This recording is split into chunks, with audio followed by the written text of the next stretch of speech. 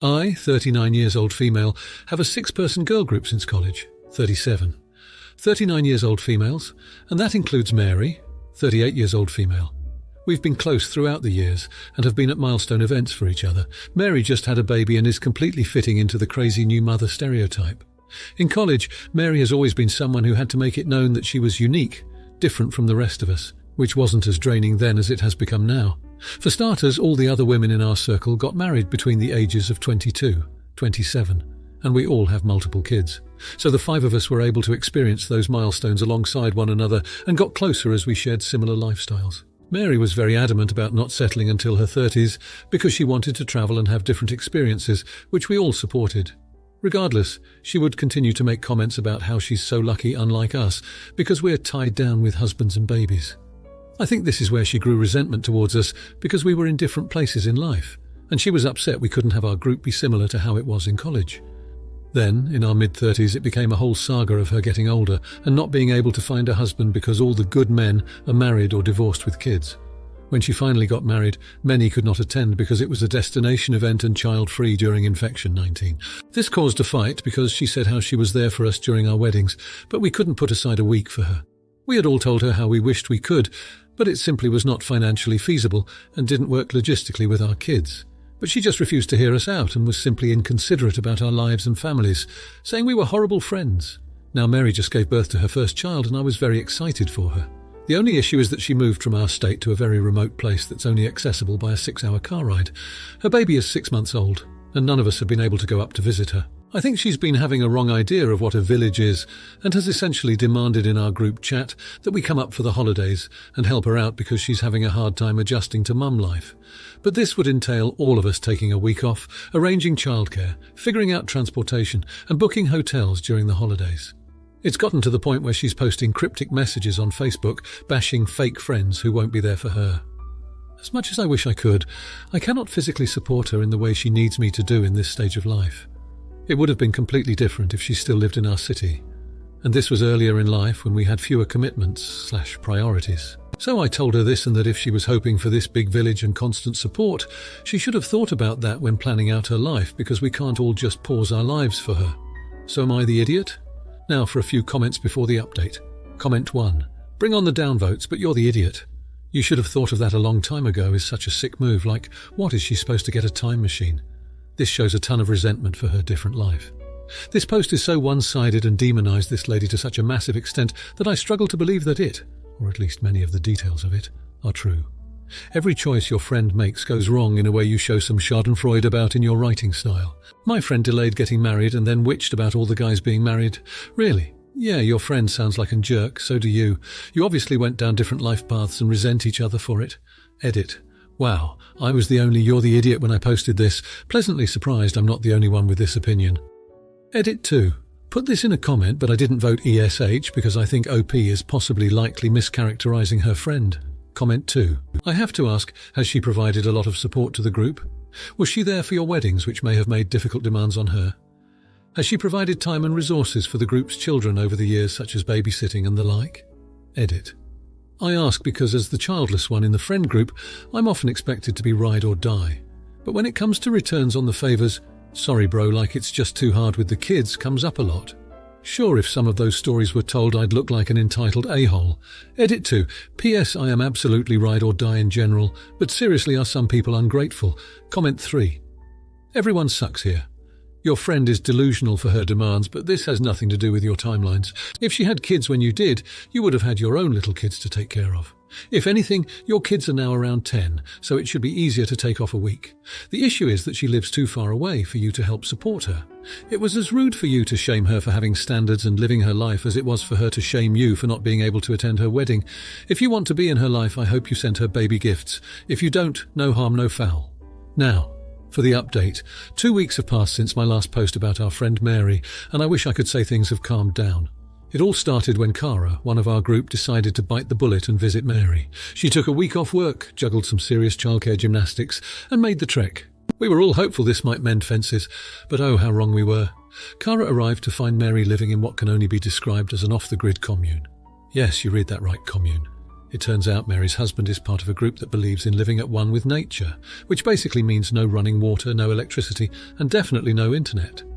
Cara stuck it out for 2 days, trying to help with the baby amid what can best be described as a tech-free, free love festival. But when she stumbled upon a rebirth ceremony in the main cabin and found herself nominated as the group's spiritual midwife, she noped right out of there. Meanwhile, back on the internet, cryptic posts were the least of our worries. Mary took to social media, blasting Cara for leaving early and accusing us all of being fake friends. Screenshots were sent, group chats exploded, and suddenly we were all embroiled in a very public, very messy feud. Just when we thought things couldn't get any crazier, Mary's sister reached out to us, revealing Mary had been cut off from her family for months. Apparently our friend had been spinning tales about how supportive her college friends were, and when the truth came out, it was the last straw for her family. So where does that leave us? Honestly, I don't know. The divide seems wider than ever. Some of us think we should reach out, stage some sort of intervention. Others feel Mary's made her bed and has to lie in it. It's a mess of epic proportions and none of us saw it coming. The feeling of betrayal is palpable, but there's also a deep concern for Mary's well-being.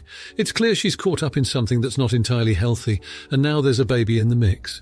Despite the hurt feelings and the chaos, I think we're still hoping to find a way to help her, if she'll let us. So there it is, the latest chapter in the saga none of us signed up for. I'm left wondering if the Mary we knew is still there somewhere, or if we've lost her to this new life she's chosen. Only time will tell, but one thing is for sure, nothing is ever straightforward when it comes to friendships and the paths they take. Now for the comments. Comment 1. Not the idiot. Friendship is founded on mutual respect and understanding, and while it is admirable that the group wants to help Mary, it's also important to recognise that she is an adult capable of making her own choices, even if those choices are not what her friends or family would prefer. Cara's attempt to visit and help Mary was a kind gesture that shows she cares, but when that help was rebuffed in such a public and hurtful way, it is understandable why Cara and the group would feel betrayed. Mary's decision to estrange herself from her family and to lie about her college friends is alarming and suggests deeper issues that she needs to address. It's vital that the group sets boundaries to protect their emotional well-being while still expressing their concern for Mary. However, the presence of a baby in Mary's life complicates matters as the child's welfare becomes a priority. If there are genuine concerns for the baby's safety, it might be necessary to seek external help from professionals. Otherwise, it might be best to give Mary the space she seems to be asking for, while being open to supporting her if she reaches out for help in the future. Comment 2. Not the idiot. The complexity of this situation cannot be understated, and it's essential to approach it with a balance of empathy and pragmatism. While Mary's accusations of her friends being fake may be hurtful, it's important to consider the potential influence of the commune's ideology on her behaviour. Groupthink and the pressure to conform can lead individuals to act out of character, and Mary may be under such influences. Intervention in such a sensitive situation must be handled delicately to avoid pushing Mary further away or reinforcing the commune's possible narrative of the outside world being against them. It's also necessary to consider the legal and ethical implications of intervening in an adult's life choices. The group's intention to help is noble, and it's clear they care deeply for Mary, but they must also respect her autonomy. The best course of action may be to maintain a channel of open and non-judgmental communication, offering support without imposing their perspectives. It might also be beneficial for the friends to seek guidance from professionals experienced in dealing with individuals in similar situations to ensure any actions taken are in Mary's best interests. Comment 3. Not the idiot. The situation with Mary is fraught with emotional tension and the potential for misunderstanding. It's necessary to acknowledge the pain Mary's actions have caused the group, but also to consider the possibility that Mary may be struggling with issues that her friends are not fully aware of. The estrangement from her family and the drastic change in her lifestyle could be indicative of a personal crisis. While it's clear the group deeply cares for Mary, it's also critical they consider their own mental health. Being subjected to public accusations can be damaging to one's reputation and self-esteem. It's okay to establish boundaries when a friend's actions become toxic or harmful. In terms of moving forward, it might be helpful for the group to reflect on the history of their friendship with Mary and any red flags that may have been overlooked. Understanding the pattern of Mary's behaviour could provide insight into how best to support her. Additionally, it's important to consider the role of the baby in the situation. If the group suspects any form of neglect or endangerment, they have a moral obligation to ensure the child's safety, which may involve contacting Child Protective Services. Ultimately, the group's response should be measured and informed by genuine concern for Mary's and the baby's well-being, while also safeguarding themselves against further emotional harm. Now, for the next story. So, A couple of weeks ago, I, 35-year-old, had my sister, 39-year-old, and her family, including niece, 11-year-old, over for a barbecue. We had a pretty good time, with the exception of niece, who was pretty much constantly on her phone recording TikToks. Slightly annoying, but ultimately not my kid, not my problem. I've talked to my sister a while ago about being careful what niece is putting online, protecting her identity, etc. My sister brushed it off, saying that niece was sensible enough not to do anything stupid. I figure I'd try and bridge the gap. So I asked niece what she's recording. It's a TikTok. You're old, you wouldn't get it. I work in tech, so it's not like I don't know what I'm talking about, but I decide to let it slide and do some digging later. Turns out niece has used her full government name to register for TikTok, with links to her public Instagram with the same name, so I did what any reasonable person would do, reported everything for being under 13. Instagram, YouTube, TikTok, everything I could find. With the nature of TikTok trends, some of the stuff on there was stuff that 11-year-olds probably shouldn't be doing and definitely shouldn't be recording. Fast forward to today, sister calls me and asks me if I can have a look at niece's iPad. Apparently she can't log into any of her accounts, and she's having a meltdown about it. I talk her through it, and it quickly becomes apparent that the accounts are blocked and asking for ID. I'm in two minds whether to tell her it was me that reported the account, or just tell her to submit the ID, knowing it'll get niece permanently banned. So, am I the idiot for nuking my niece's social media? Edit. Thanks for your advice. Seems like most people are with me on this. I'm not going to tell her it was me. I'm assuming she'll probably create new accounts, and if those come up, I'll speak to her mum. There were a couple of bits a few people mentioned, so I'll add them here rather than copy-paste to load. You banned her government name, she'll just use a pseudonym. Good. It's one less thing people can use to track her down, and one less thing someone can hold over her if something goes wrong. I'm not stupid enough to think this will stop her, but maybe she'll start to understand that she needs to be smarter about it. She's not your kid to parent, you should have spoken to her mum about it. True. And one of the reasons why I questioned if I was the jerk. My sister is great in many ways, but tech isn't one of them. I tried it the reasonable way, I probably overstepped, but I don't think removing someone from a dangerous situation is a problem. You're invading her privacy. She's 11, posting stuff publicly under her government name. If you think any of that constitutes privacy, I don't know what to tell you. Now for a few comments before the update. Comment 1. Not the idiot. She's only 11, and since her parents aren't protecting her, then I don't know who will. I used to teach computer class to elementary kids, and for the older ones I gave a scare talk about a little lonely girl finding a friend online and arranging to meet them in secret, and she really believed this new friend was a girl her age. But she snuck out and was never heard from again. I cobbled this scare story from a true story, and it really made the kids think. They don't know how sneaky adults are and how dangerous, and often neither do their parents. You did what you had to do, and definitely don't tell on yourself. They don't need to know, but they need to learn how to protect their child. Comment 2. You're the idiot. I mean, yeah, you're the idiot, but sometimes you have to be TA if you truly care about people. She is way too young to have that kind of internet presence, and you being in tech know the real dangers of what she was doing. If you see someone walking in the middle of the street and a truck is coming, you can only ask them politely so many times to get out of the way before you have a duty to tackle them and drag them out of the street. That being said, absolutely never tell them what you did. You will be a social outcast at every family event, and her mum will absolutely drag your name through the mud till the end of time. So yeah, you're the idiot, but you are also a good person, and 100% did the right thing. Comment 3. Not the idiot. You protected your niece and did what you thought was right. That's more than a lot of people would do considering how they treated you. I can't answer for you what to do about telling them, but I will say regardless of what you decide to do, your niece will be much better off for being banned. Now for the update. It's been a month since I made the decision to report my niece's social media accounts. I wish I could say things have improved, but they haven't. After going back and forth in my head, I decided to confess to my sister that I was the one who reported the accounts. It caused a huge rift between us.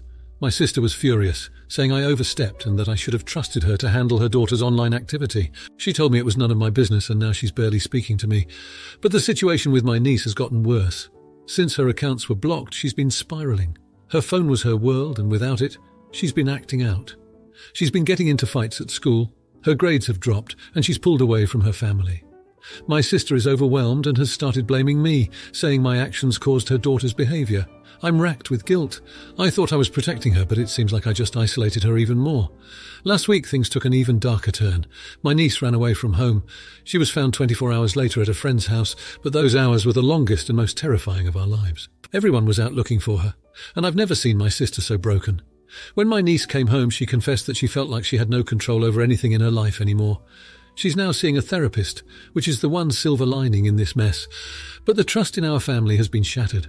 The worst part is that despite everything, some kids at school had taken screenshots of the inappropriate content she posted, and it's been circulating around. She's facing bullying, and we're all just trying to support her as best we can, but the damage has been done.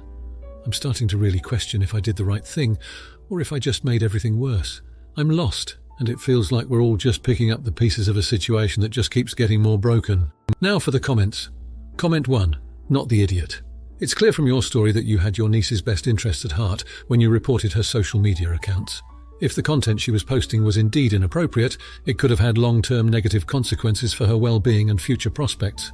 While her behavior worsened after her accounts were blocked, it's important to recognize that correlation does not imply causation. Her reaction may have been a symptom of underlying issues that were already present, which are now being addressed in therapy. It's unfortunate that the inappropriate content is still circulating and causing her to be bullied, but that's a consequence of the internet's permanence and not directly your fault. You took steps to protect her, and while the immediate outcomes have been rough, in the long term, you may have prevented more serious repercussions.